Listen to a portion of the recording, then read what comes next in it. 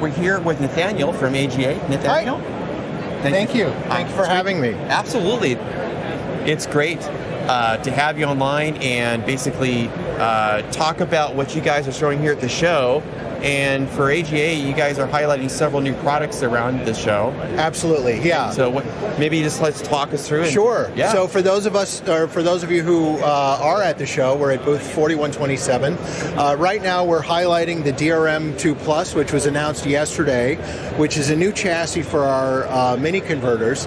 It can hold up to 24 mini converters. It has a dual power supply for redundancy, and it has a swing away face for ease of use. So a little bit more cooling in there, and a little bit easier way to rack up to 24 of these devices.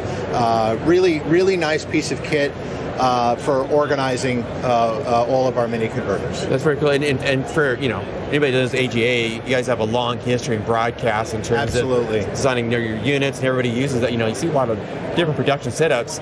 Is there an area of your technology you guys are talking about here at the show that you're kind of highlighting and creating better efficiency in terms of how you integrate some of the products as part of the chassis setup and everything else? Well, for this product, yes, it's more of an ease of use upgrade. Okay. And the redundant power supply is a requirement in a broadcast setting, in a can't fail setting, right? Which is where we thrive, right? So really, it's an upgrade.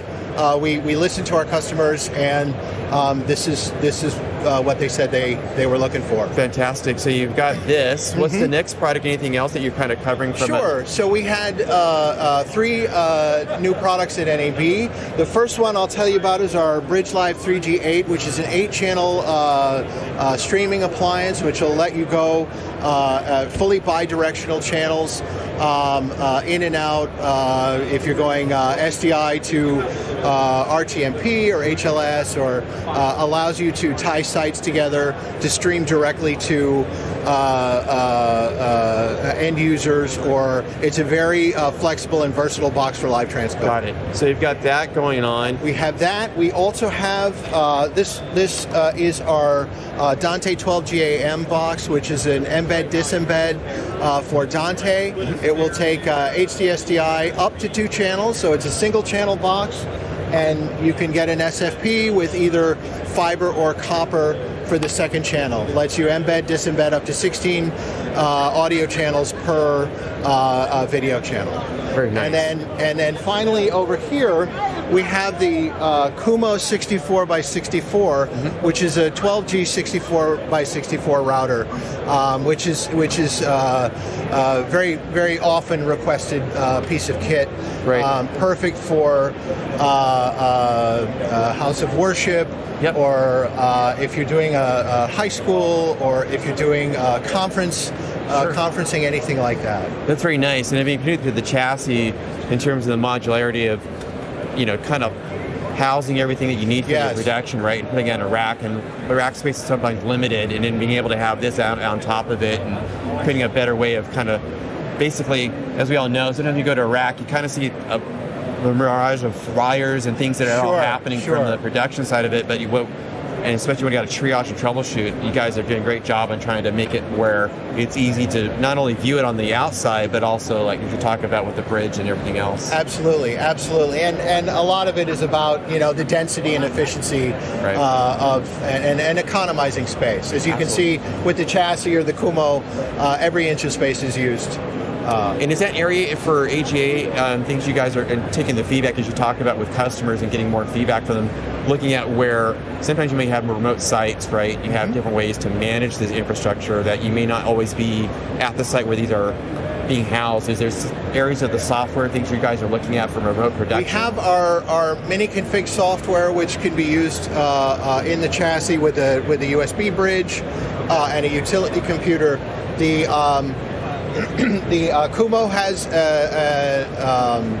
an HTTP interface, so just a web browser interface. Sure. It also has API access through HTTP, so and the same with the Bridge Live. Wow. It's just a browser interface. You just punch it up in your browser, and you can do everything with the device. Very nice. So very easy to manage, very easy to use. Right, which is one of the challenges sometimes when you're trying to route all the feeds and trying to make sure in terms of the configuration. That's correct. Yeah. So you can trigger salvos from the API. You know, it's a very versatile way to control the system. Very cool. Yeah. Anything else here at the show that you guys, highlights for you guys that you're seeing in terms of with being a more pro AV audience, right? And as opposed to where NAV is more broadcaster, even though you see pro AV and you see other content creators.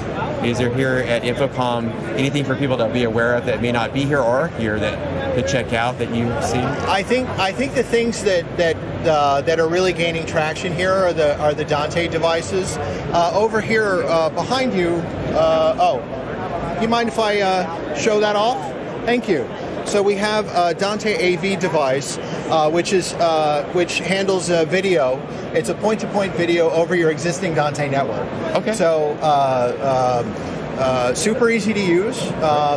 It's almost plug and play with the Dante management software. You plug it in and it discovers the endpoints, and you can start streaming your video across your Dante network. Oh, wow. Dialing up and down the bitrate and quality that your application requires. So we're seeing a lot of interest in that technology, and as well as the NDI technology.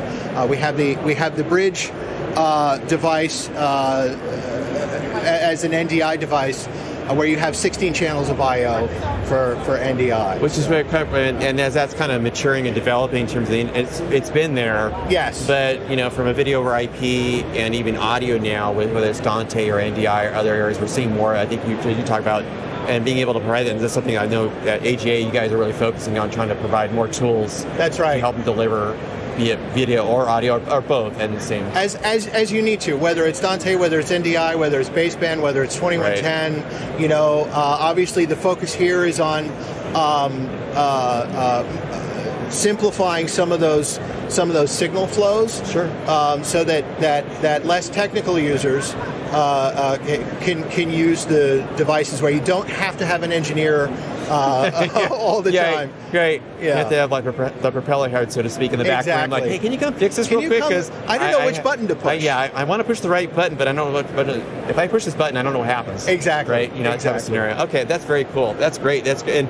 And we'll put links for everybody that's watching online from Nathaniel from AGA in terms of the products we're talking about, as well as some of the information that we're discussing. Perfect. Doing that. Thank you. Thank you. I appreciate you taking the time to kind of walk us through. Absolutely.